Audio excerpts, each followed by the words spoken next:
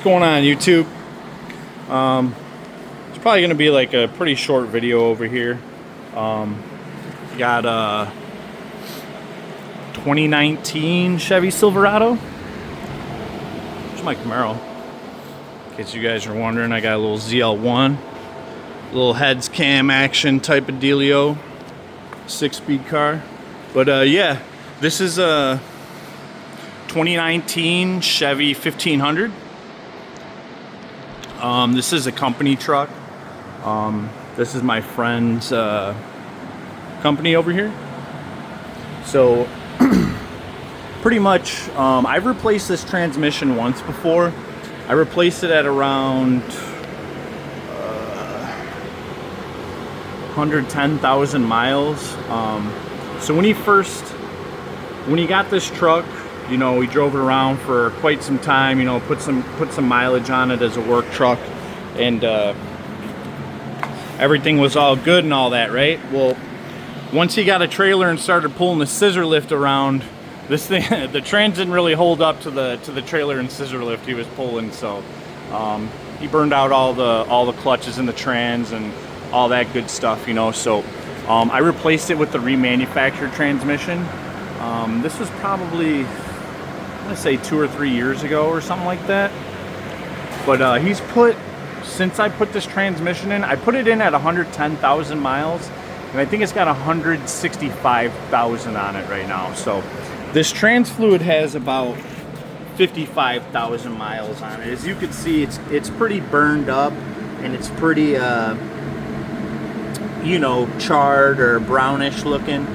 It's definitely got a burnt smell to it. You know, looking at the magnet and stuff, it's pretty fine clutch material. It's not like you know, like heavy duty metal shavings or anything in the bottom of the pan. So that's good at least. But kind of what I'm doing here is, I always recommend, especially for like a fleet vehicle, I always recommend changing your trans fluid every, I would say, 30,000 miles. You know, I would do, you know, like for this, I'm doing the pan. I'm doing you know, I'm dropping the pan, doing the filter, and then I'm going to drill and tap a drain plug into this pan. That way, we're planning on changing the trans fluid every 30,000 miles, and then we'll do the filter and pan every 60,000.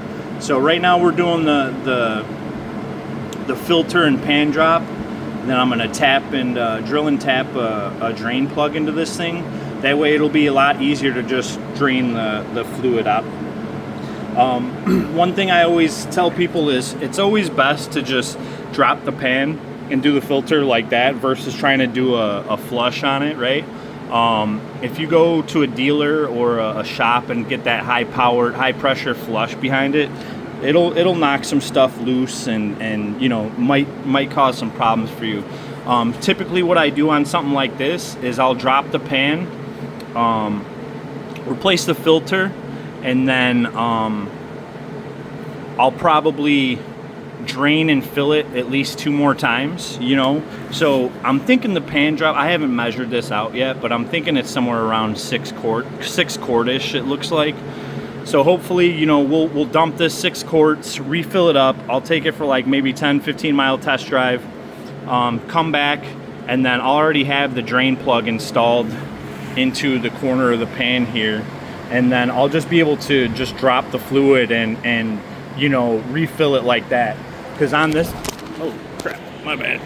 On this car, I actually had to remove the exhaust a little bit. You know, I had to loosen it up because the pan right here actually bumps into this part of the Y pipe right here. So I wasn't able to remove the pan without dropping the exhaust a little bit, and I just didn't feel like having to remove the exhaust every single time. You know, there's a clamp on this, there's no gasket. On this side, on this side of the Y pipe, there's like this weird circular looking gasket.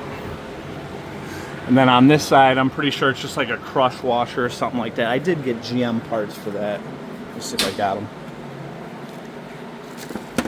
So yeah, this is the drain plug I'm planning on using. I don't know if I'm gonna probably cut this bolt in half there so it's not protruding so much into the pan. I'm gonna find a spot in the pan to where it's not gonna interfere with the filter and all that good stuff. This is the clamp.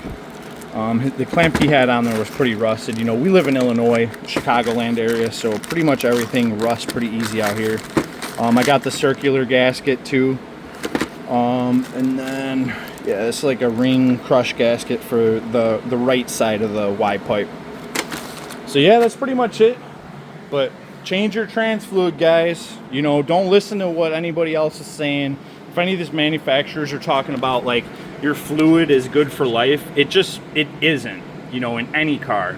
I just did the same thing on like a Dodge or a Ram ProMaster City van. It's like a 4-cylinder, right? When you call the dealer, they're like, oh, that fluid's good for life, you know, it's not serviceable, right? I'm like, okay, well, we got a slip and trans over here, brother. Like, you know, these guys say the fluid's good for life. Well, when the fluid breaks down, it loses its frictional properties, right? The frictional properties of the fluid changes. Once it gets that burnt off color to it, you know the fluid's gotten hot before. A lot of heat cycles, you know, heavy load. I mean, you drive it for 30, 40, 50, 60. I mean, the fluid has already broken down quite a bit, right? So I just wanted to get that out there and make sure everybody knows, you know, like if you plan on like keeping your car or you care about your car or truck or van or whatever you got, I always, always, always recommend keeping up with your trans fluid, right? 30,000 might be a little bit excessive, but if you keep that fluid bright, deep red, I mean, I've done this with a couple of my personal vehicles and I've never had any transmission issues ever. So, yeah, you know, this one's kind of nice. You can see it's got a dipstick on it. This is a 2019 Silverado. I believe this is like a 6L80E. Don't quote me, guys. I mean, I know they got a 6-speed and an 8-speed now. I want to say this is a 6-speed. I just got some Valvoline Max Life. It's good for Dex 4, which is what this takes. It's recommended Dex 4. But yeah, you know, like I said, I called the Ram dealership and they were talking about, oh, that fluid's good for life, you know, you should never have to worry about it. And I'm like, well, we got a slip and trans over here. So you're telling me the life of the car is over at, I think it was at like 95,000 miles or something like that. You know, on a lot of these newer cars, it'll be like, I just did another truck. It was like a 2022 or 23 Chevy. And it's got like a plug in here that you have to pull out, and that's where you fill it at, you know? So you have to get a fluid transfer pump and all that good stuff, right?